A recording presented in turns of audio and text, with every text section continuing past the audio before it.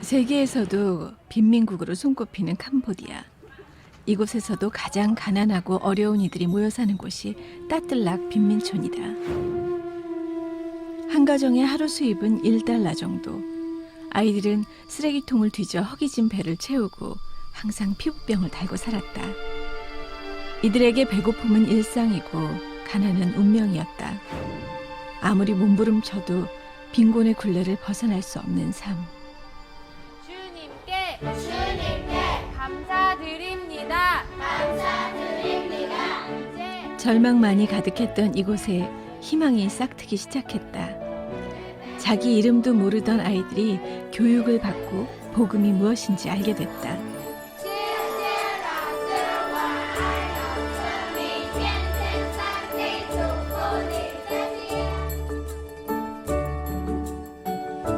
김 선교사가 캄보디아에 온 지 어느새 7년. 인생의 11조를 드리기 위해 단기 선교를 왔다가 이 가난한 나라의 해맑은 아이들과 깊은 사랑에 빠졌다. 꿈에서도 떠나지 않던 아이들의 얼굴. 결국 이곳이 그녀에게 제2의 고향이 되고 집이 되었다. 늦은 저녁, 아이들이 중국어 공부에 한창이다. 가난 때문에 꿈조차 꿀 수 없던 아이들에게 김 선교사는 세계를 품는 큰 비전을 심어주고 있다. 그런데 갑자기 전기가 모두 나가버렸다. 요즘 날씨가 너무 더워져갖고요. 전기가 이렇게 자주 나가요. 그래서 저희는 좀 익숙해졌는데 이제 꼬마들 같은 경우에는 좀 많이 무서워해갖고요. 정전 때문에 수업은 중단됐지만 빼놓을 수 없는 것, 바로 저녁 식사다. 굶주린 아이들에게 한 끼의 끼니만큼 소중한 것이 있을까? 반찬 먹다가도 부족하니까요. 반찬이 부족하니까 간장에 그냥 비벼 먹더라고요. 간장에 이렇게 밥 비벼 먹어서 그거를 근데 날마다 먹으면 솔직히 아무리 밥을 많이 먹는다고 해도 영양이 부족해서 애들이 자주 아파요. 29살 나이의 김현희 선교사는 36명 아이들의 밥을 지어주는 젊은 엄마가 됐다.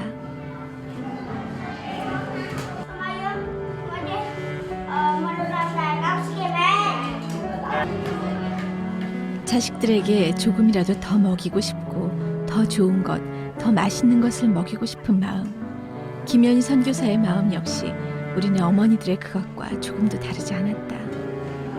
저희 학생들이 36명이 기숙사에 살고 있는데요.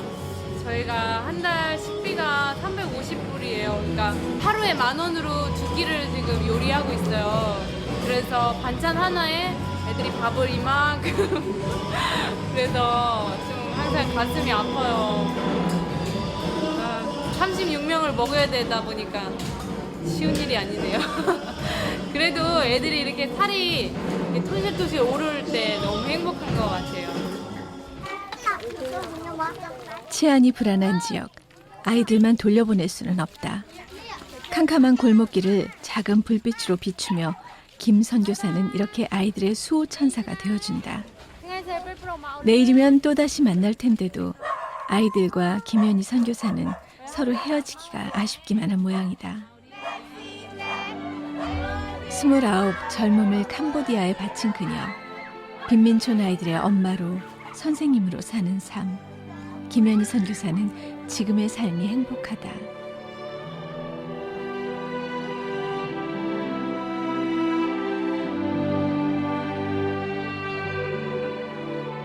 제가 이렇게 가르친 학생들 너무 예쁘잖아요. 근데 제 눈에만 예뻐 보이나요? 근데 저는 그냥 이렇게 같이 살고 있으면서도 그냥 눈에서 되게 아른거려요. 그냥 지금 밤 10시 반에 끝나고 아이들, 청년들 다 보냈잖아요. 근데 내일 아침에는 또 아이들이 어떤 모습으로 올까. 날마다 이렇게 설레이는 것 같아요.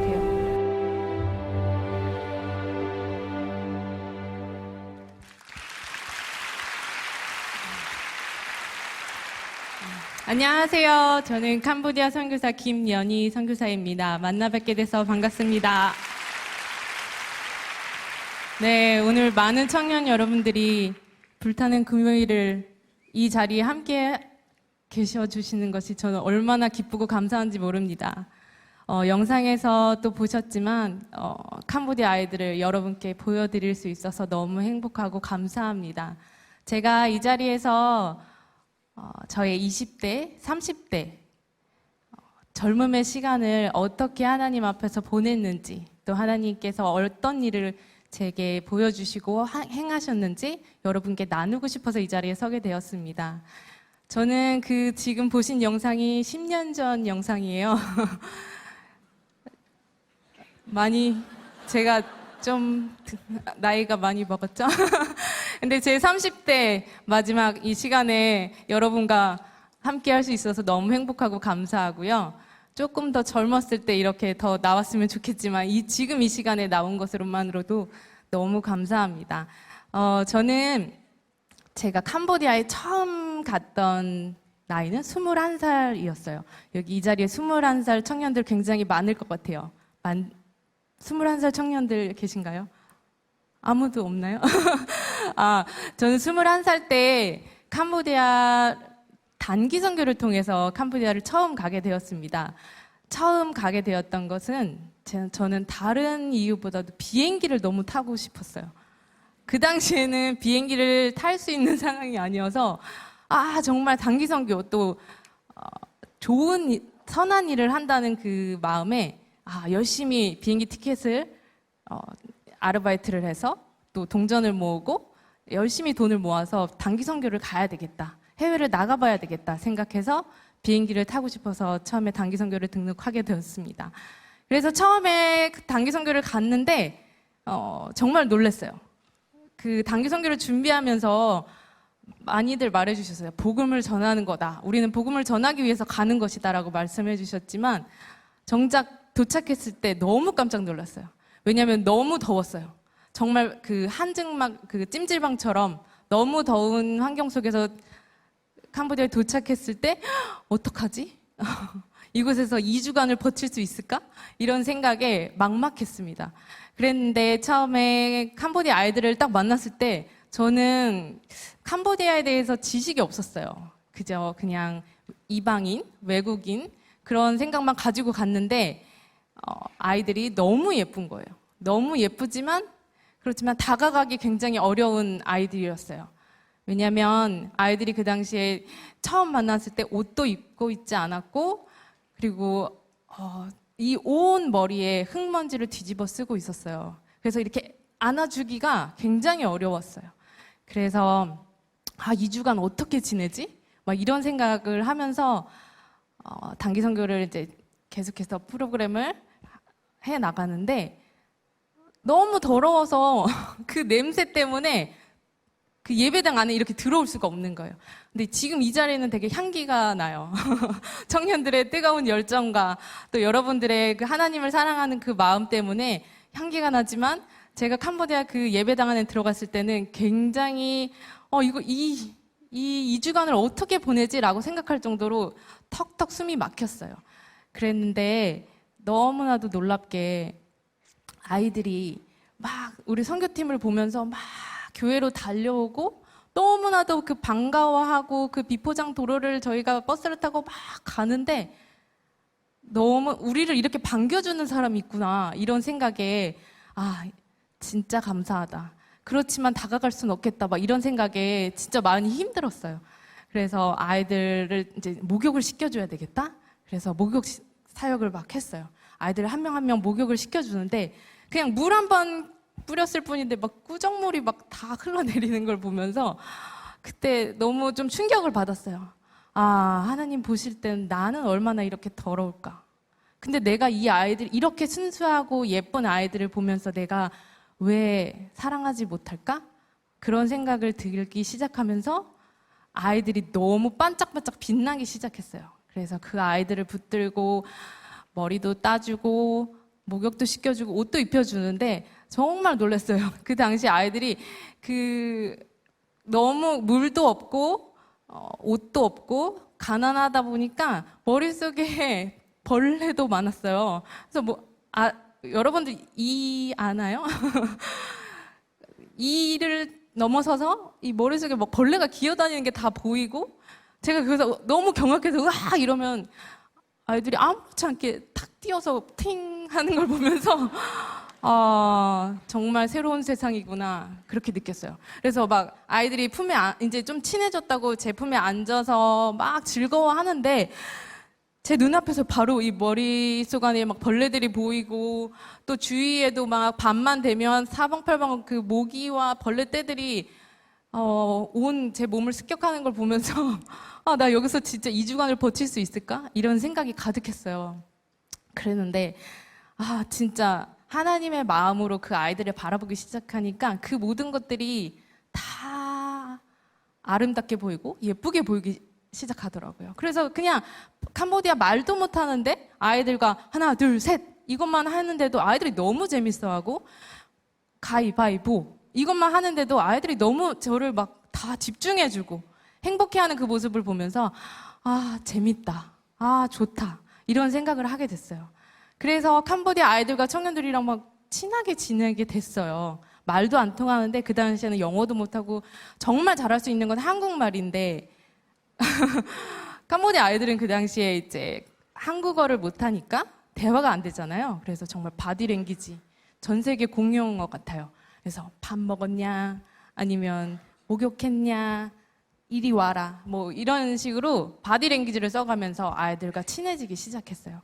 그렇게 단기 선교를 통해서 정말 많이 충격을 받았어요. 왜냐하면 제가 단기 선교 가기 전에는 하나님 나는 왜 이렇게 모든 게 없을까요? 우리 가정이 재정적으로 넉넉하지 않은 상황 또 친구들과의 관계에서도 모든 것이 저는 불평이 많았었어요. 그랬는데 그 아이들을 보니까 제가 살고 있는 한국에는 세탁기도 있고 냉장고도 있고 선풍기도 있고 너무 기본적인 것들이 다 갖춰져 있는데 내가 왜 불평하고 살았지? 그런 생각이 들기 시작했어요. 그래서 감사하면서 살아야 되겠다. 이렇게 편하게 버스를 타고 지하철을 타고 교회에 올 수 있는 것만으로도 내가 감사해야 되겠다. 그런 생각을 하기 시작했어요. 그래서 그 아이들을 붙들고 2주간 그렇게 단기 사역을 마치고 나서 고민이 되더라고요. 내가 이렇게 캄보디아 아이들을 만났는데 이 아이들을 위해서 내가 무엇을 할 수 있을까? 고민하기 시작했어요. 근데 저는 그 당시에 대학생이었는데 대학교 공부하느라 바쁘고 또 가진 것이 없고 또 지식이 없다 보니까 내가 무엇을 드릴 수 있을까? 그래서 계속해서 저는 하나님께 여쭤봤어요. 하나님, 제가 뭘 드릴 수 있을까요? 하나님께? 계속 기도하고 하나님께 구하는데도 답을 찾지 못했어요. 하나님, 내가 무엇을 해야 될까요? 계속 그렇게 고민하던 가운데 제게 딱 그 대학교 학교에 이렇게 하얀 전단지 같은 게 붙어 있었는데 어학연수 프로그램이 있었어요.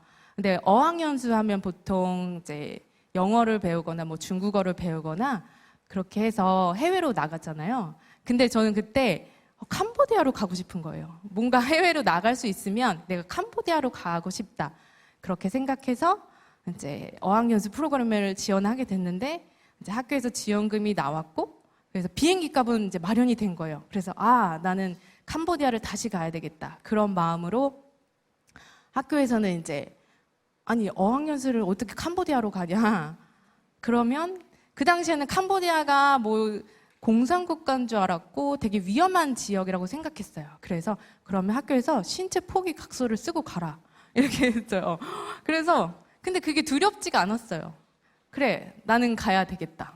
모르겠어요. 왜 그렇게 제 젊었을 때 되게 열정이 있었던 건지 전 돌아보면 그게 하나님께서 주신 마음이라고 생각해요. 그래서 가야 되겠다. 신체 포기 각서를 써더라도 나는 가야 한다. 그러한 마음으로 갔어요. 갔는데 그래서 2달 반을 이제 어학연수 프로그램도 받으면서 캄보디아 아이들을 계속해서 섬겼어요. 그러다 보니까 영어도 캄보디아 친구들한테 또 배우기 시작하게 되고 왜냐하면 공부해서 소통하게 되니까 영어도 배우게 되고 너무 즐거운 거예요. 캄보디아 사람들과 이렇게 같이 살아가는 게 너무 즐거운 거예요.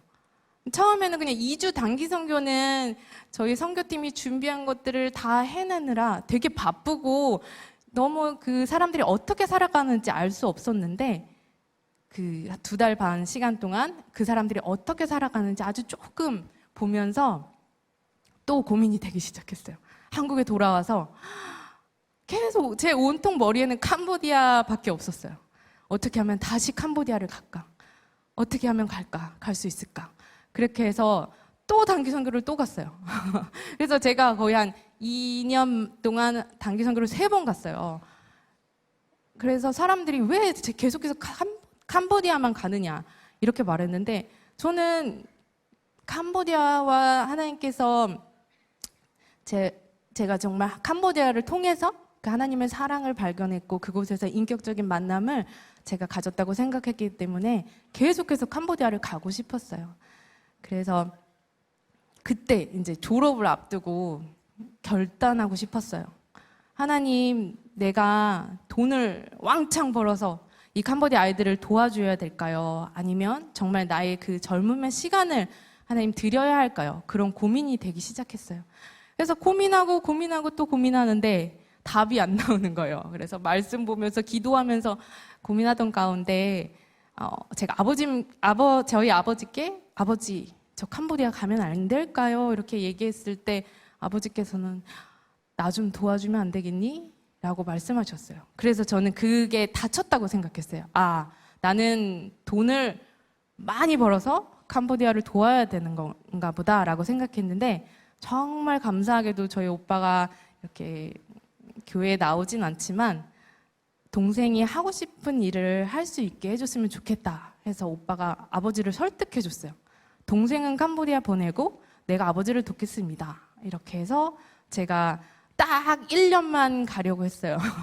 딱 1년만 가서 캄보디아에 가서 헌신하고 또 하나님의 사랑을 또 복음을 전하겠습니다 라고 결정하고 1년을 이제 대학교 졸업하자마자 바로 떠났어요. 그게 제가 23살 때 가게 되었습니다. 그 23살 때 캄보디아 갔는데 단기 선교 때랑 너무 다른 거예요. 왜냐하면 당장 딱 도착했는데 무엇을 해야 될지 모르겠는 거예요. 그동안 나는 단기 선교를 통해서 계속해서 받고 이 친구들과 계속 소통했는데 내가 1년을 살겠다 하니까 1년이 진짜 너무 갑자기 길게 느껴지더라고요. 그래서 언어 공부를 했어요. 영어도 공부하고 중국어도 공부하고 또 캄보디아 말도 계속 틈틈이 공부하면서 가르쳐주고 싶었어요. 그러니까 소통을 하기 위해서 가르쳐야 되겠구나. 그래서 정말 죽을 힘을 다해서 대학교 수능 공부보다 더 열심히 언어 공부를 했어요. 근데 캄보디아 친구들도 너무 황당한 거예요. 선생님이 한국에서 왔는데 선교사님으로 왔는데 계속 공부만 하고 있으니까 만날 시간이 없는 거예요. 그래서 저녁에 제가 살던 그 교회에는 빈민촌에 살고 있는 아이들을 다 교회를 데리고 와서 같이 기숙사에서 살면서 같이 밥도 먹이고 학교도 보내주고 저희가 매일같이 공부를 시켰어요. 그래서 거의 그냥 24시간 거의 같이 사는 상황이었어요. 근데 그 아이들이 한 35명에서 40명이 되는 아이들이었는데 그 아이들을 가르치고 또 보살피기 위해서는 내가 뭔가 말을 할 줄 알아야 되니까 굉장히 막 매일같이 전쟁같이 공부했어요. 그렇게 공부하고 시간이 흐르다 보니까 캄보디아 아이들과 청년들이 조금씩 마음도 열어주고 제가 또 그 아이들을 위해서 요리도 진짜 할 줄 몰랐거든요. 근데 요리도 해야 됐어요. 근데 그 당시에는 인터넷도 안 돼, 핸드폰도 없어. 그러다 보니까 저는 완전 고립된 상태였거든요. 그래서 정말 무에서 유를 창조해야 될 수밖에 없었어요. 그래서 이게 요리인지 먹을 수 있는 것인지 어쩐지 몰랐어요. 그래서 정말 열심히 요리를 해서 아이들을 먹이는데 맛이 없었겠죠, 처음에는. 많은 시행착오를 겪어서 한 3개월쯤 되니까 아이들이 선생님 이제 먹을만 해요. 그렇게 말하니까 용기가 나는 거예요. 그래서 막 도전했어요. 이것저것 만들어 주려고. 근데 아이들이 좋아했는지 어쩐지 모르지만 이제 시간이 지나니까 아이들이 막 살이 조금 오르기 시작하니까 내가 잘 먹이고 있구나 그런 마음으로 계속해서 그렇게 1년의 시간을 보내기 시작했어요. 근데 처음에 갔을 때는 막 모기가 온 다리를 다 뜯고 발이 매일같이 퉁퉁 부어있고 정말 견디기가 너무 힘들었어요. 이렇게 같이 막 기도하고 있으면 막 온 팔들을 물어뜯고 이러니까 이걸 어떻게 참아내지? 근데 이제 정말 놀랍게도 몇 년 지나니까 피부가 두꺼워지더라고요. 그래서 목이 잘 안 물리고 선교팀들이 오면 오히려 선교팀들을 다 물어서 저는 안 물리더라고요. 그 현지화가 점점 되고 있었어요. 이렇게 1년의 시간을 보내면서 캄보디아 사람들이 어떻게 살고 있는지 알게 됐어요. 아까 영상에서도 보셨지만 판자촌에서 정말 깜짝 놀랐어요. 냉장고도 없고 선풍기도 없고 TV도 없고 어떻게 살지 이 사람들은? 그 24시간이라는 그 긴 시간을 어떻게 보내고 있는 걸까? 그러니까 아이들은 되게 방치되고 있었어요. 그러니까 어머니들이 판자촌에서 경제적인 능력이 없다 보니까 아이들이 보통 설거지를 하거나 밥을 한다거나 아니면 심지어 어떤 친구들은 길거리에 나가서 이렇게 국어를 하는 친구도 있었어요. 그래서 안 되겠다. 그 친구들을 다 교회로 데리고 와서 같이 말씀 읽고, 근데 말씀을 읽으려면 일단은 언어를 할 줄 알아야 되잖아요. 그래서 캄보디아 말도 계속 가르치고 영어, 중국어, 한국어. 근데 제일 좋아하는 거는 한국어였어요. 그 당시에 막 한국어 열풍이 불어서 한국 선생님이 그래서 인기가 많아서 너무 감사했어요. 우리 이 대한민국에 내가 잘할 수 있는 언어가 한국어인데 아이들이 한국어를 좋아해 주니까 그게 진짜 너무 감사하더라고요. 그래서 그렇게 1년의 시간들을 보냈는데 1년이 지나고 나니까 저는 딱 1년만 있기로 했는데 가야 되잖아요. 그래서 부모님과 약속한 것도 있어서 가야 되는데 너무 아쉬운 거예요. 빨리 또 다시 오고 싶은 마음. 그래서 부모님을 가서 설득해야 되겠다. 그래서 캄보디아 친구들에게도 나 다시 돌아올 거야. 그래서 나를 위해서 기도해줘 하고서는 제가 한국에 갔는데 한국에 가서는 부모님을 설득하는 게 되게 오히려 제가 기도해서 그런지 쉬웠어요. 부모님께서 나는 너가 그때 갈 때부터 계속 갈 줄 알았다. 이렇게 말씀해 주셔갖고 평생 가. 이렇게 말해서 진짜 깜짝 놀랐어요. 1년만 난 더 가려고 했는데 평생? 그래, 가자.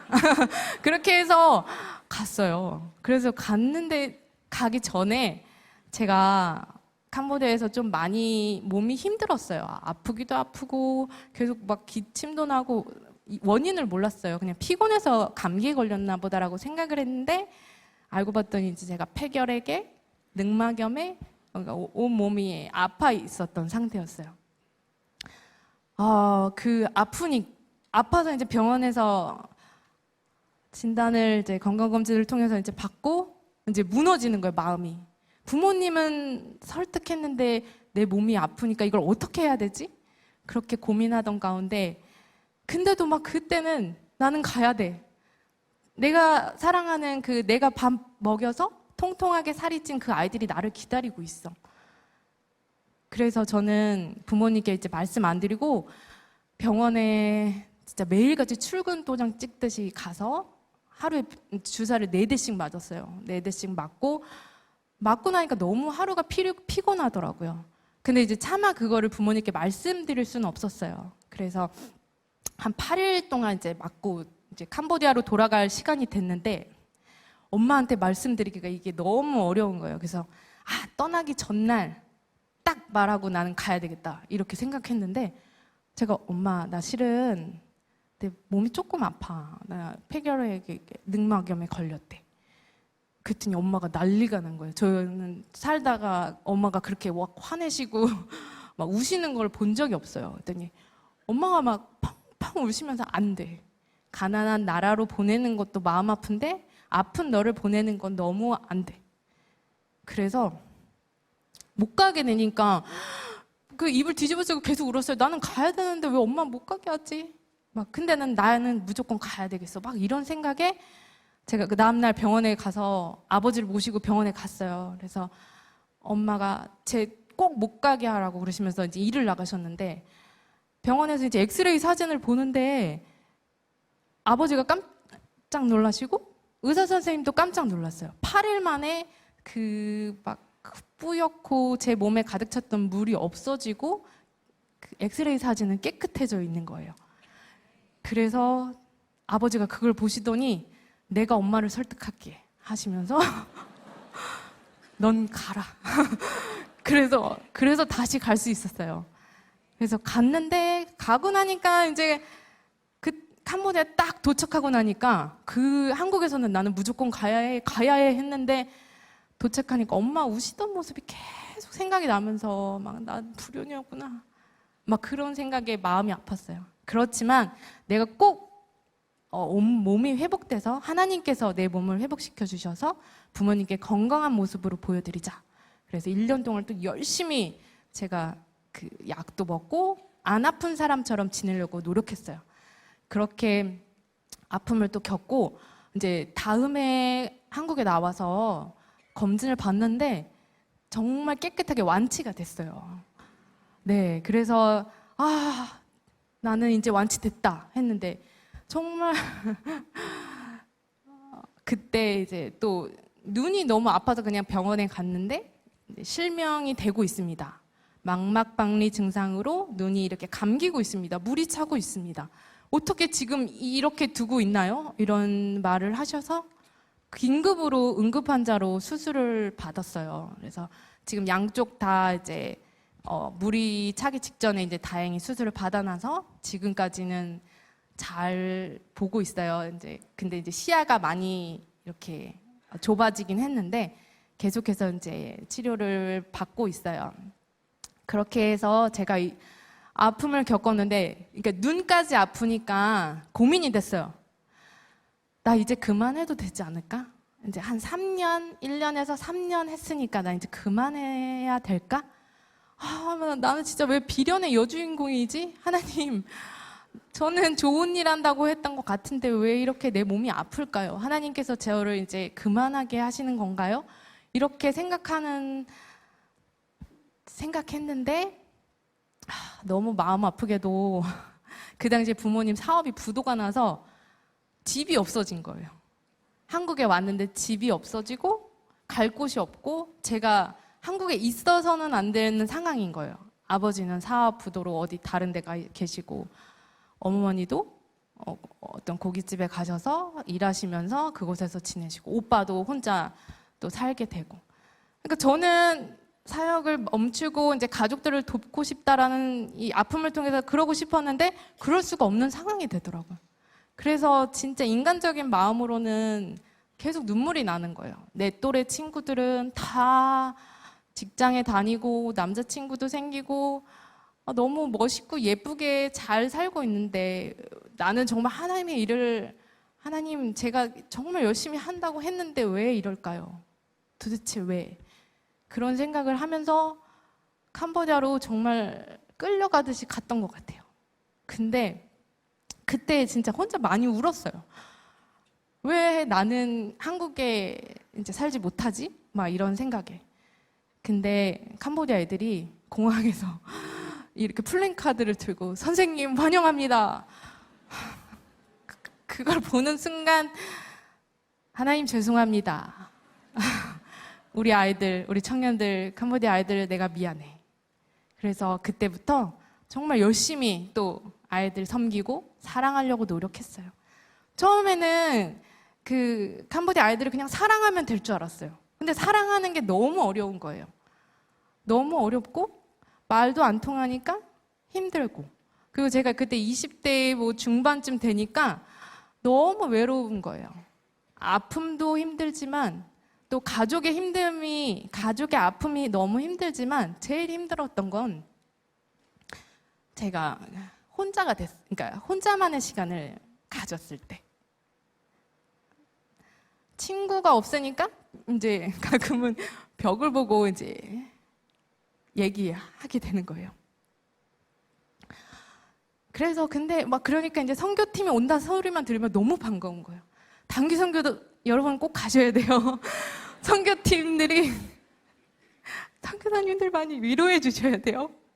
그냥 가셔서 우리가 사역하는 거, 우리가 준비한 것들이 아닌 선교사님들 많이 위로해 주셨으면 좋겠어요. 그냥 선교팀들이 와서 그냥 위로해주고 수고합니다 선교사님, 그냥 그 말 한마디가 굉장히 큰 힘이 됐어요. 내가 이렇게 힘들고 또 때로는 지치기도 하지만 너무 뿌듯했어요. 너무 감사했어요. 보내는 선교사가 있고 또 그 현장에서 있어야 되는 선교사가 있는데 나는 지금 이 현장에서 내가 선교사로서 하나님의 일을 하고 있구나. 자부심을 막 계속해서 가졌어요. 그래서 때로는 진짜 그 청년들 오면 제일 기뻤어요. 왜냐면 친구 같은 청년들이 오니까 너무 반가웠는데 시간이 지나면 지날수록 청년들이 단기 선교로 오는 게 아니고 중고생들이 단기 선교로 오는 거예요. 그래서 사회가 점점 변하고 있구나 이런 생각이 들었어요. 중고생 때 저는 비행기 탈 걸 생각도 못 했는데 우리나라가 많이 경제적으로 부모님들이 우리 자녀들을 지원을 많이 해주시는구나 그런 생각이 들었어요. 그래서 중고생 청년들이 와서 오히려 캄보디아 친구들이랑 너무 쉽게 친해지더라고요.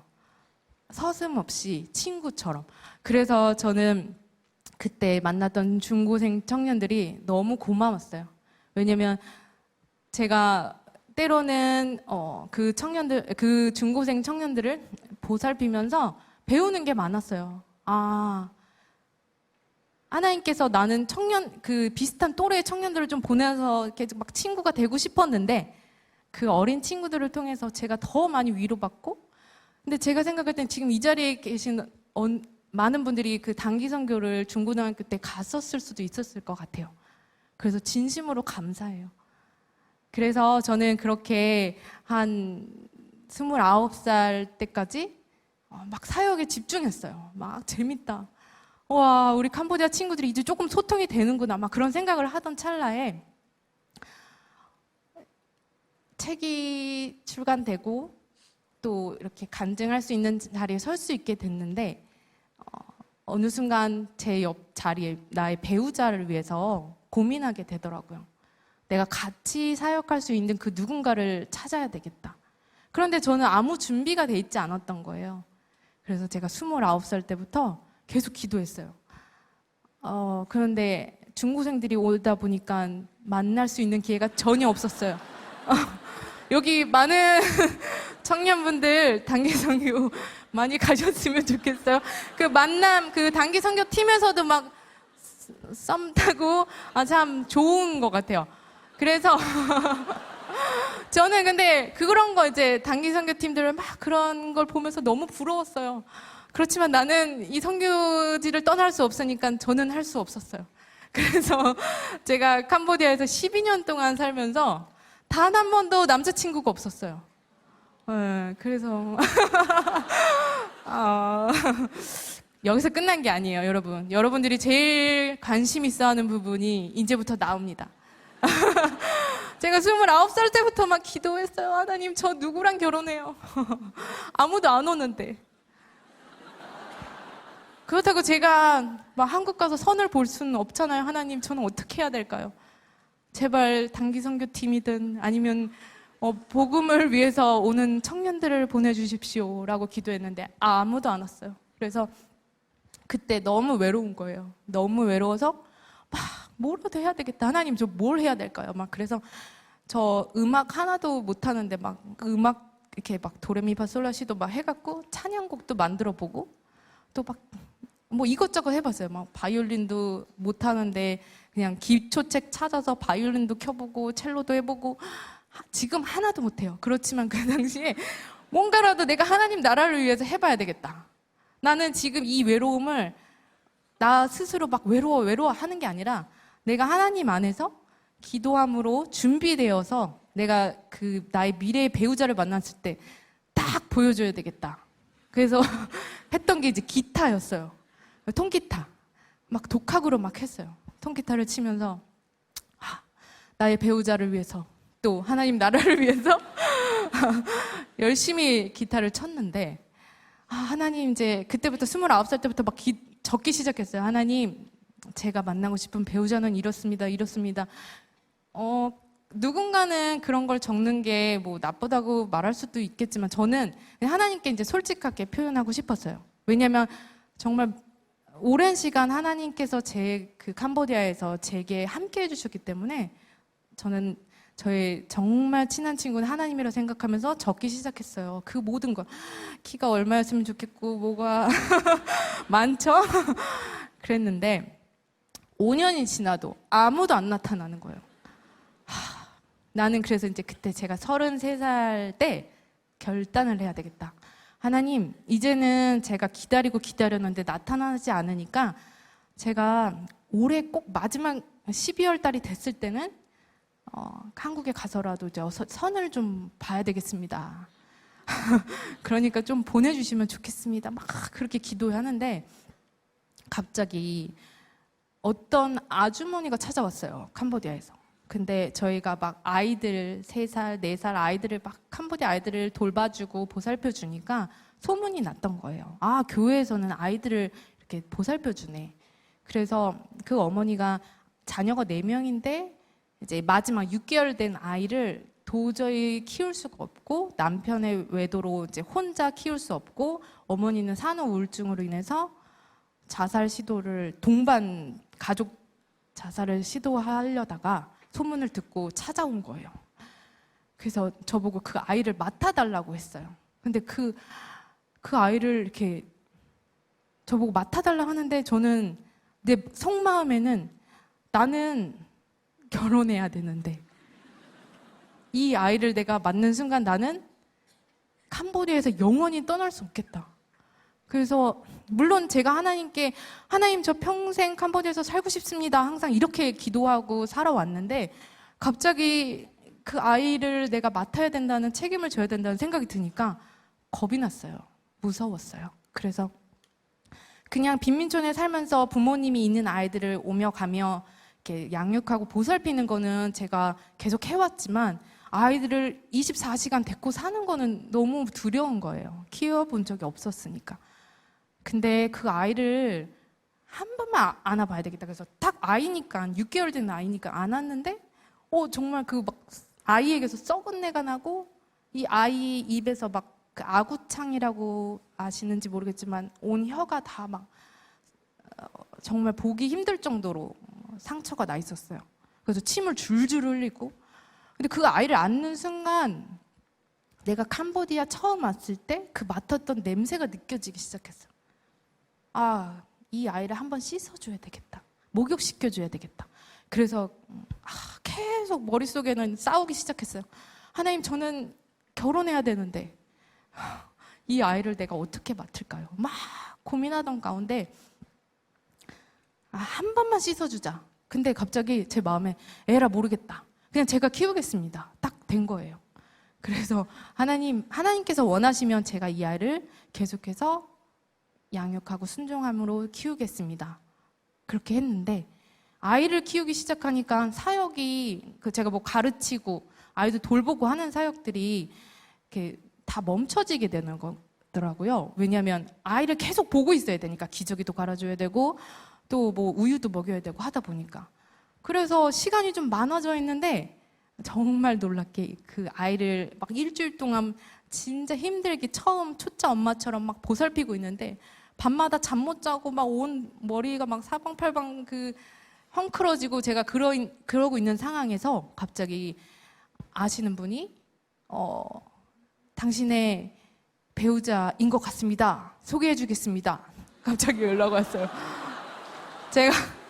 제가 너무 사랑하는 저희 사촌 동생이 갑자기 그렇게 연락이 온 거예요. 언니 찾았어.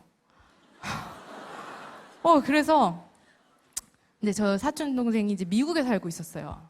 그래서 미국에서 나를 찾아온다고? 말도 안 돼. 이거 말이 안 되잖아요. 캄보디아 사는 사람이고 미국에 얼마나 많은 자매들이 살겠어요. 그런데 나를? 그래서 믿어지지가 않아서 이 형제가 만약에 나에게 연락이 온다면 이건 하나님이 하시는 거겠다라고 생각을 했어요.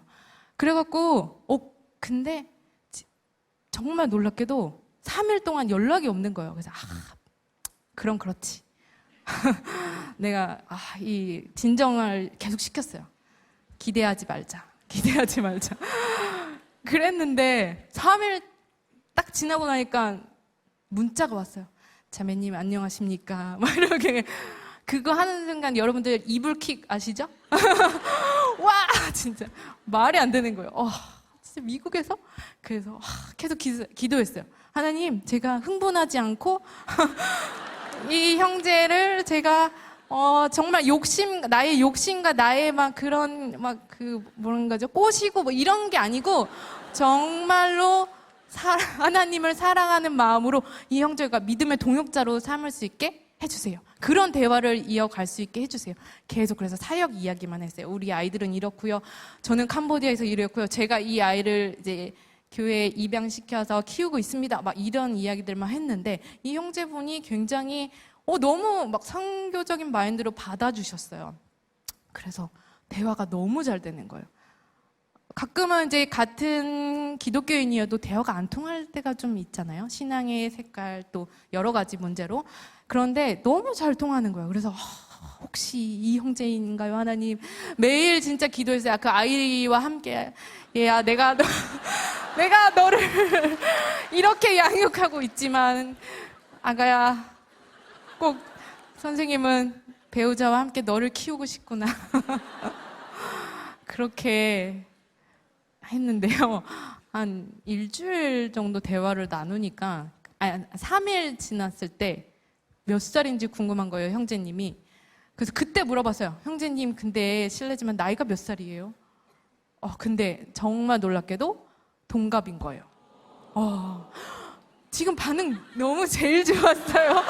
와, 정말 놀랐습니다. 많이 주무시는 분 봤는데 다 일어났습니다.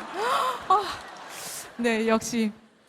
근데 더 놀라운 건 제가 빠른이에요. 그래서 2월생인데 형제님 생일이 어떻습니까? 그랬더니 2월이래요. 그것도 너무 신기한데 제가 제 생일을 공개하고 싶진 않지만 제가 2월 27일인데 형제님은 2월 17일인 거예요. 저보다 10일 빨랐어요. 그래서 우와, 연하는 아니지만 너무 행복하다. 그래서 진짜 너무 감사했어요. 그런데다가 제가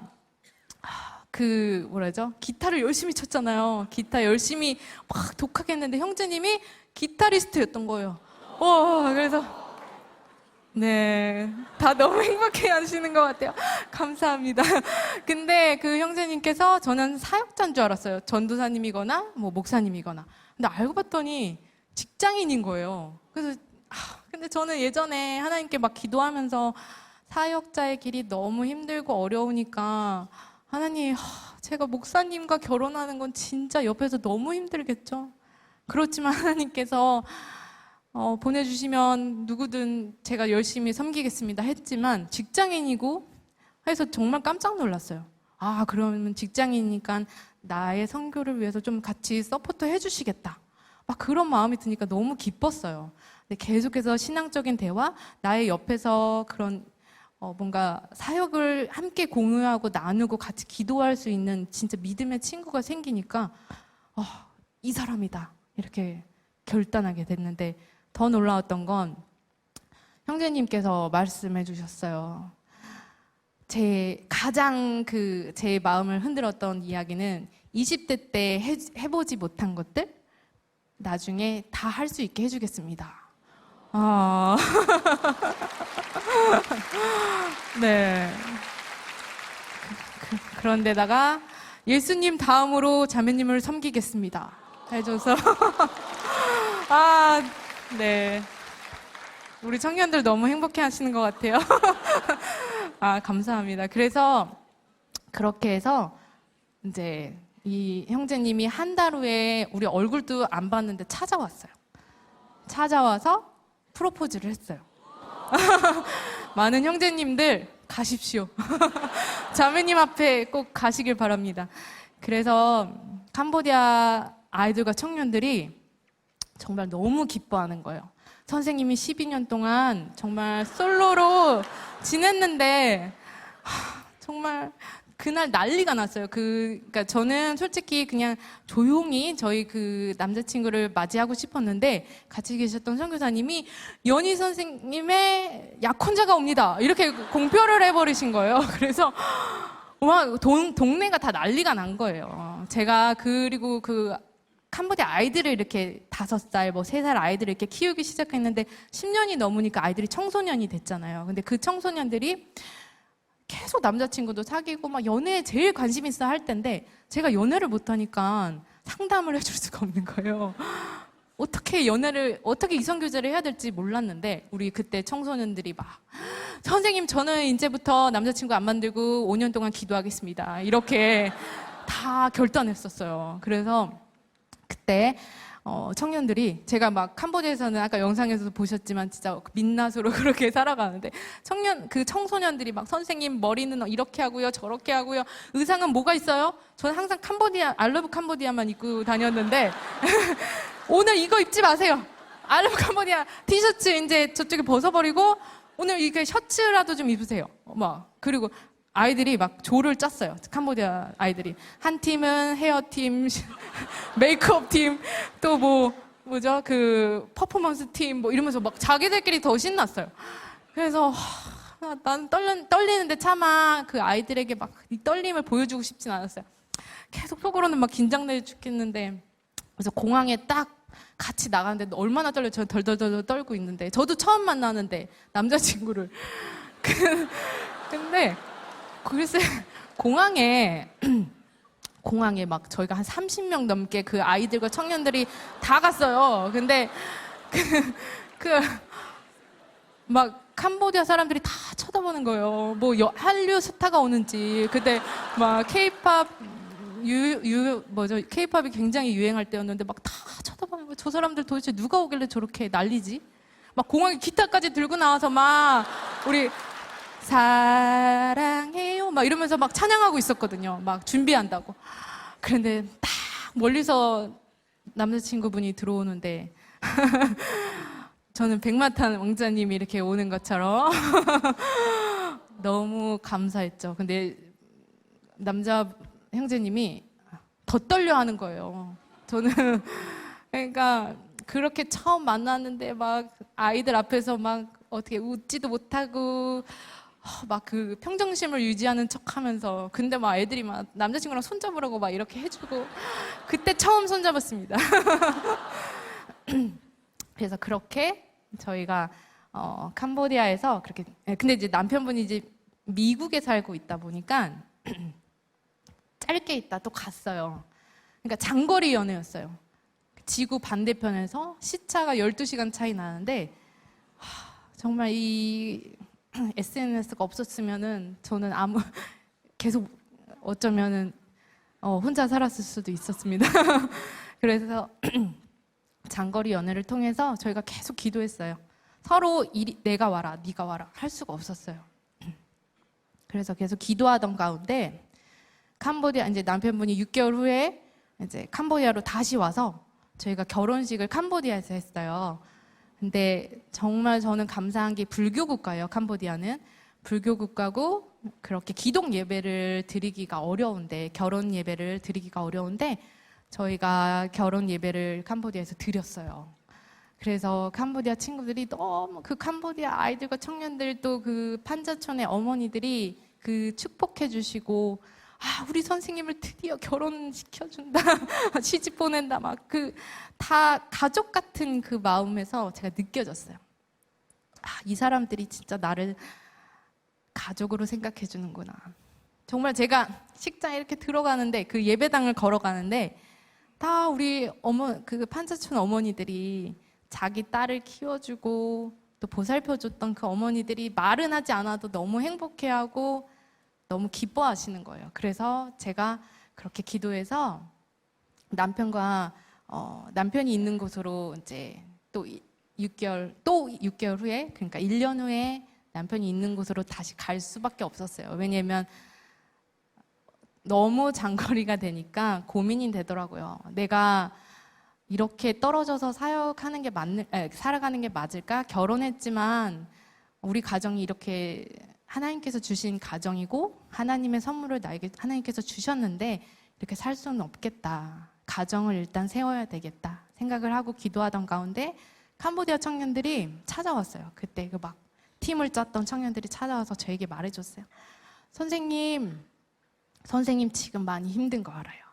그렇지만 선생님이 바로 떠나지 않고 우리에게 준비될 수 있는 마음 주셨고, 그리고 또 선생님이 얼마나 우리를 사랑하고 그동안 키워줬고 또 기도하고 있는 걸 알기 때문에 선생님 지금 남편이 있는 곳으로 가도 우리가 선생님이 하고 있는 사역들을 할게요. 그래서 떠날 수 있었습니다. 그래서 저는 지난 12년 동안 그곳을 떠나는 것이 솔직히 쉽지 않았어요. 그 아이들을 두고 내가 떠날 수 있을까? 나는 정말 아무것도 아닌 사람이었는데 캄보디아 아이들, 청년들을 키우면서 내가 떠날 수 있을까? 그 아이들과 떨어져서 내가 평범한 사람으로 살아갈 수 있을까? 그래서 그 결정하기까지 정말 많이 울었어요. 그리고 그 아기 있잖아요. 그 아기를 교회 교회 이름으로 입양을 해서 저희가 키우는데 그 아이를 두고 떠나는 게 쉽지가 않았어요. 왜냐하면 내가 낳은 자식은 아니지만 정말 그냥 아들 같았어요. 저는 아이를 그 당시에는 낳아보지 않았지만 내 아이 같았고 24시간 나랑 살고 있었는데 이 아이를 내가 두고 어떻게 가지? 너무 쉽지 않았는데 하나님께서 그렇게 계속해서 길을 보여주셨고 모든 것들을 완벽하게 축복 속에서 사역을 마무리할 수 있게 해주셨어요. 그래서 근데 저는 그게 끝난 거라고 생각하지 않았어요. 왜냐면 우리 그 캄보디아 친구들이 저에게 선생님 꼭 아이들 2명 낳아서 오세요.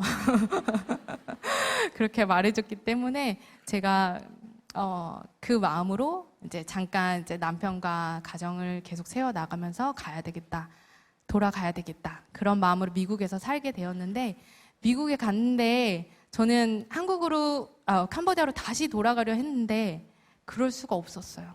왜냐하면 여러분도 알다시피 코로나가 터지고 캄보디아도 갈 수 없는 상황이 되고 제가 아이들을 출산하게 돼서 지금 2명의 아이가 생겼어요. 연년생으로 아들 2맘인데 너무 힘들어요. 그렇지만 정말 감사한 거는 제가 아이들을 제 몸으로 이제 출산해서 키워보니까 전 너무 감사해요. 왜냐하면 지금 아이들을 키우면서 그때 그 캄보디아 아이들이 계속 생각나고 내가 그 아이들을 진심으로 사랑했었구나 이거를 진짜 계속 느껴요. 왜냐하면 같은 마음이니까. 내가 내 아이를 낳아보지 못했다면 그냥 여전히 몰랐을 수도 있는데 내 아이를 낳아보니까 내가 그 캄보디아 아이들을 진심으로 사랑하려고 노력했구나 그런 생각을 했어요. 그래서 제가 미국에서 지내면서 이제 5년 됐어요. 미국에서 살면서 5년 됐는데 그 사이에 아이들도 낳고 또 그냥 엄마로 또 아내로 또 제가 그 미국에서 이제 그 청년들을 좀 많이 만났었어요. 처음에는 아이가 없었을 때는 청년들을 만나서 매일같이 쫓아다녔어요. 왜냐면 청년들이 생각보다 미국에 있는 청년들이 많이 외로워하기도 하고 아픔도 많고 또 결혼에 대한 그런 고민들이 많아서 크리스찬 가정의 모습을 보여주고 싶었고 어떻게 우리가 믿음을 계속해서 이제 키워가야 되는지 저도 잘 모르지만 계속해서 알려주고 싶었어요. 그래서 그런 삶을 계속 살아왔습니다. 그래서 저희 가정은 앞으로도 이제 남편이 지금은 이제 신학대학원을 공부하고 있고 직장을 자신의 선교지로 생각하면서 남편이 그 밤에는 육아하면서 또 신학대학원 공부를 하고 있어요. 언젠가 우리가 꼭 하나님께서 허락하실 때 다시 캄보디아로 가자라는 생각에. 그래서 저 또한 지금 아이들을 키우면서 항상 고민했어요. 나 지금 이렇게 살고 있는 게 맞을까? 나는 왜 지금 캄보디아가 아닌 미국에 있을까? 그런데 하나님께서 저를 그곳에 보내신 이유를 또 저는 이 자리를 통해서 찾게 되었어요. 저는 오늘 2 아이의 엄마가 아닌 그냥 캄보디아 김연희 선교사로 이 자리에 설 수 있게 됐고 또 이 다니엘 집회가 제게는 정말 큰 도전입니다. 저는 앞으로도 계속해서 캄보디아 선교사로 또 캄보디아뿐만 아니라 내가 선교사로서 계속 많은 사람들에게 복음을 모르는 많은 사람들에게 전해야 되겠다. 전하는 삶을 계속해서 살아내야 되겠다. 우리가 말씀 오늘 본문 읽었던 것처럼 정말 낮아지는 것이 굉장히 어렵잖아요. 나의 것들을 내려놓고 낮아지는 것이 너무 어렵지만 그 권리를 포기하면서 내가 낮아져야 되는 이유는 예수님 때문인 것 같아요. 그 예수님 때문에 나는 앞으로도 계속해서 그 삶을 살아가야 되는 것 같습니다. 우리 청년 여러분 같이 기도했으면 좋겠어요. 그리고 우리 청년 여러분들 단기 선교도 꼭 참여하시고 청년의 때에 좋은 만남 또 기도하시고 여러분들 삶 속에서 계속해서 우리 일상의 삶에서 정말 선교적인 삶을 우리가 꼭 선교지를 나가야 된다 그것이 아니라 우리 삶 속에서 예수님을 전하는 것이 가장 중요한 것 같습니다.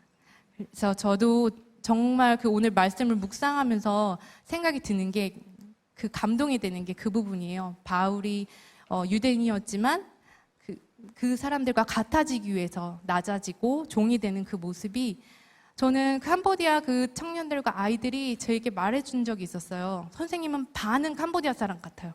선생님이 한국 사람이라는 걸 가끔 느낄 수 없어요. 그 말이 너무 감사했어요. 왜냐하면 그만큼 내가 그 아이들과 청년들 삶 속에 같이 가고 있고 또 저 또한 제가 선교사로서 그 아이들과 살면서 그 아이들이 예수님을 알게 되고 어떤 게 기독교인으로서 살아가는 것이구나 그걸 느끼면서 그들이 변하고 있으니까 우리가 서로 함께 살면서 서로 어우러져서 합력하여 선을 이루는 것이 이것이 바로 선교구나 그런 것들을 느꼈습니다.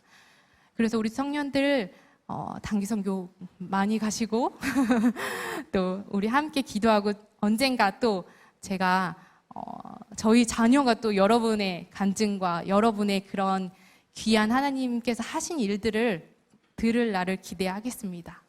감사합니다. 네. 제가 이 시간 기도하고 마치도록 하겠습니다.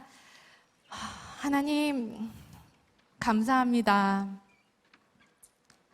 하나님께서 저의 젊음의 11조, 저의 선교적인 삶은 젊음의 11조였지만 하나님 그 젊음의 11조를 통해서 하나님께서는 제 삶을 온전하게 다 드릴 수 있도록 허락해 주심에 감사합니다. 앞으로도 계속해서 그 삶을 살아가고 싶습니다. 하나님, 우리 청년들에게도 하나님 그런 마음으로 하나님께서 이 시간을 통하여서 우리 청년들 마음 만져주시고 비전 주시길 간절히 소망합니다. 전 세계에 예수 그리스도를 모르는 많은 넌 크리스천들을 위해서 우리가 기도할 수 있게 허락해 주세요. 감사드리며 이 모든 말씀 예수 그리스도 이름으로 기도드립니다. 네, 감사합니다.